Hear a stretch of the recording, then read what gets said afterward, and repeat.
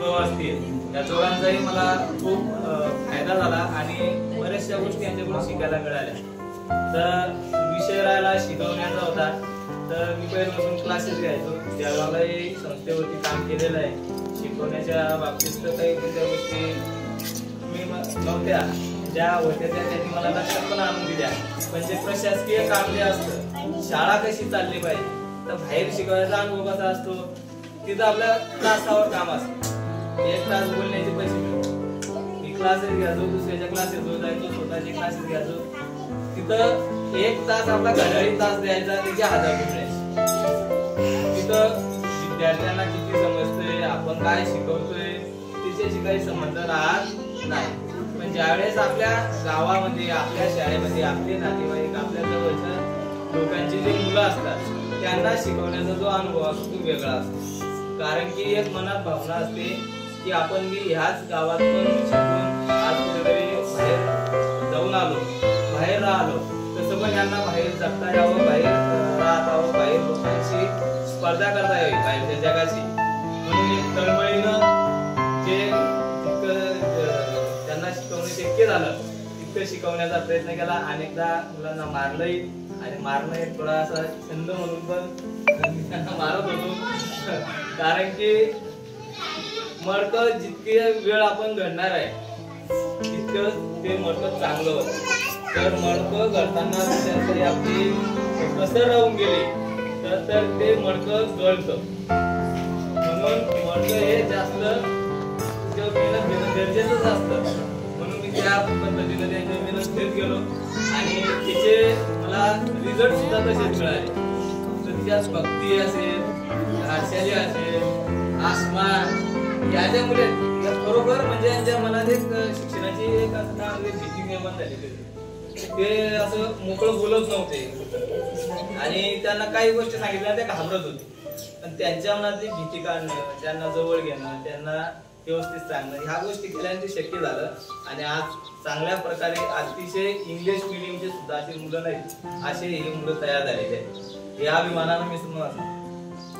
त्याचं कारण काय आहे? यांची साथ होती. कोणती साथ होती? कारण की यानं जर म्हणलं असं हो मारायचं नाही बरं का, तर हे शक्य झालं नसतं. सर तुमच्या पद्धतीने चालू द्या पण चालू हे म्हणजे मागे पाठबळ जे लागतं त्याच्याने शक्य झालं. आणि गावात जे मी सहकारी आहे, आता सगळे ज्यांचे मुलं शाळेत आहेत ते सगळे माझे समवयस्क आहेत. आणि प्रत्येकाशी मुलांशी तर काही संबंध नव्हता, पण तुमच्याशी माझा प्रत्येकाशी संबंध होता. त्याच्यानं डायरेक्ट कोणी येऊन मला काही सांगितलं नाही तर बघू आज काय केलं. माझ्याशी जर बोलले म्हणून सरांशी सांगायचे, तर मला सांगायचे मी सांगायचं असतात माझ्या कामाची. असं करत गेलो आणि बरोबर आपली शाळा चांगली घडली. आणि त्याच्या पुढे ज्या वेळेस वेळ भेटेल शक्य होईल त्याच्या वेळेस निश्चितच मी शाळेची संस्था राहील आणि भविष्यात कुठेही नोकरीला लागलो पण पहिले ज्या ठिकाणी आत्मीयतेनं काम केलं अशी आपली शाळा सदैव कुटुंबात राहील. आणि सरांबद्दल बोलायचं म्हणलं, मूर्ती जरी लहान दिसत असली आपल्याला पण ही कीर्ती खूप मोठी आहे. पूर्ण शिक्षण क्षेत्रामध्ये असं त्यांचं अखंड असं ज्ञान सर्वांना अवगत आहे. आणि आपल्या जामनेर तालुका असेल, जळगाव जिल्हा असेल, ती ज्या ज्या ठिकाणी त्यांनी काम केलं त्या त्या ठिकाणी सरांची एक मोठी छाप त्यांनी निर्माण केलेली आहे. आणि तेवढं ज्ञान त्यांच्याकडे आहे. आणि ते कधीही आता मी संकोच कधीच त्यांच्या मनात राहत नाही. कोणीही काही विचारा, प्रत्येक विषयाची त्यांना माहिती आहे आणि प्रत्येकाला ते मार्गदर्शन करत असतात. आणि एक मनापासून आपण ज्या व्यक्ती मार्गदर्शन करतात तिचं आपण बरोबर कुठेतरी अवलोकन करत असतो आणि त्याचा आपण फायदा होत असतो. तेवढंच बोलून सर आम्ही निरोप समारंभाचा कार्यक्रम होत आहे तिकडे पुढच्या शाळेमध्ये. ते पण फोनवर फोन करत आहे. बोलतो आणि व्यासपीठावर उपस्थित माझे मित्र संक्षिप्त सर, काकर सर, आपले भोगणे सर, हिरा सर, मामा, सर्व मामा आणि गावातले सर्व मंडळी मित्रांनो, गावचा आपलं परिचय असं होतं. मी ह्या गावात या येऊन सपोर बसून असताना या मंदिरात खेळ कुदेले सगळ्यांना माहिती आहे. पण परमेश्वराच्या कृपेनं ज्ञानदानाचं कार्य मला पण देण्याचं भाग्य मिळालं.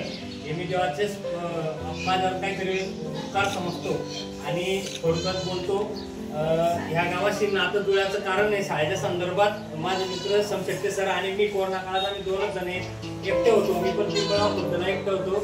माझ्या जोडीचे सर कोरोनामुळे वारले आणि सरांच्या जोडीला जे सर होते ते बदली करून निघून गेले होते आणि योगायोग सरांची बदली वाढवायला झाली आणि आमच्या दोघांचं एकमेकाशी संबंध जुळले आणि आमचे संबंध असे जुळले की आमची डायरेक्ट घनिष्ठ मैत्री झाली आणि त्या मैत्रीचं वृक्ष आता मोठं झालेलं आहे. आता ज्या दिवशी आमची बदली झाली त्या दिवशी सरांचा रात्री 12 वाजता फोन आला मला. सरांच्या म्हणजे रडणं थांबत नव्हतं एवढं त्यांचं माझ्याप्रती प्रेम दिसून आलं मला. तर खरोखर असे मित्र जीवाभावाचे मित्र माणसाला आयुष्यात भेटले पाहिजेत. खरोखरच असे मित्र जर भेटले तर माणसाच्या आयुष्याचा काळ पाहत होतो. शाळेविषयी बोलायचं झालं तर मी रोज शाळेत आलो की मुलं मला जाता येता हा इका सर बा इका सर. माझ्या जसं मला माझी शाळा वाढवत तशी वडगाव सुद्धा शाळा मला वाटायला लागली होती. मी जाता जाता माझ्या शाळेसाठी सुद्धा गोड निरोप झाला पाहिजे म्हणून पेढे आणले. त्यांच्या प्रति यांच्या प्रति सुद्धा मला आठवण झाली. मग यांच्यासाठी सुद्धा मी पेढे घेऊन आलो आणि दोघा शाळांना पेढे देऊन मी माझ्या शाळेचा आणि वडगाव शाळेचा निरोप घेऊन जिल्हाधिकाऱ्याला हजर झालो. खरोखर आपल्याकडलं परिसर खूप चांगला आहे. गुणवत्तेच्या बाबतीत सुद्धा चांगला आहे. मी आता ज्या भागात गेलो त्या भागात अजिबात गुणवत्ता नाही. म्हणून आपण आपल्या सरांना मदत करा, त्यांना सहकार्य करा आणि अजून गुणवत्ता वाढवायचा प्रयत्न करा. एवढं बोलतो आणि थांबतो. आपल्या शाळेचे आजीमाजी शिक्षक किरण काका सर सगळ्यांना आपल्या शाळेमध्ये रुजू झालेले असते. त्याचप्रमाणे सुनील घोंगडे सर या सर्वांचं आपल्या या ठिकाणी सत्कार समारंभाचा कार्यक्रम आयोजित केला असून हा कार्यक्रम या ठिकाणी संपन्न होत आहे.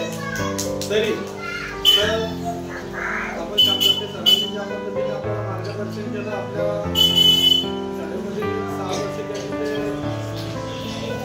त्यांच्या ड्युटीवर आपल्या वडगाव बुद्रुकमध्ये ज्याप्रमाणे ते 6 वर्ष अगोदर आपल्या 2019 मध्ये जे हजर झाले आणि त्याच पद्धतीने जो काही आपल्या ह्या मुलांमध्ये जो जुन्या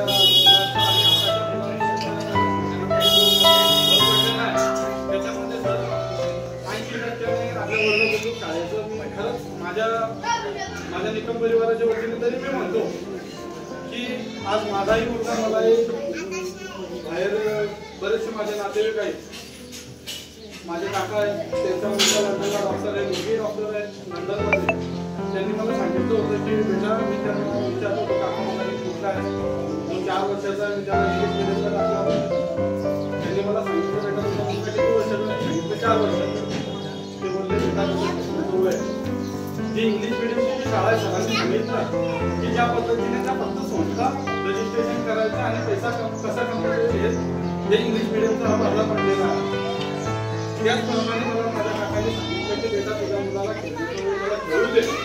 ज्या वेळेला तू 6 वर्षाचा होईल जिल्हा परिषद शिक्षक शाळेचे शिक्षक तुझ्याकडे स्वतः अंगणवाडीमध्ये सगळं वयानुसार ते सगळे माहिती घेतात की आपल्या अंगणवाडीमध्ये कुठला मुलगा आता पहिल्या वर्गाला बसतो. त्याच पद्धतीने माझ्या मुलाला मी जिल्हा परिषद शाळेमध्ये टाकलं. त्यांनी मला सांगितलं होतं की ज्या वेळेला माझा मुलगा शाळेत टाकायचा वेळ होता त्यांची पत्नी उच्च शिक्षिका आहे मध्ये त्यांनी सांगितलं होतं की आमच्या घरामध्ये एवढे उच्च शिक्षिका असताना देखील आम्ही आमच्या मुलाला मुंबई महानगरपालिकेच्या शाळेमध्ये शिकवतो. त्या आम्ही स्टुडंटला शिकवू शकत नव्हतो का आमच्याकडे पैसे काही कमी होते का म्हणून त्यांनी तसं केलं आणि तेच त्यांचा विषय शब्द आहे आणि ते मला माझ्या स्वतःच्या मुलामध्ये दिसतंय. त्यांना मला हे सांगितलं सर की जोपर्यंत तो 26च्या वर्षाला तोपर्यंत आणि आज एवढं बोलून नव्याने शिक्षण समितीमध्ये सचिव म्हणून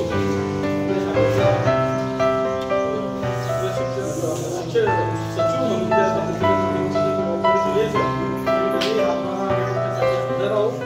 त्याचप्रमाणे आमच्या गावाच्या वतीने माझ्या शिक्षकांचं या ठिकाणी सत्कार केला त्याबद्दल सर्वांचे आभार व्यक्त करतो आणि हा कार्यक्रम संपला असं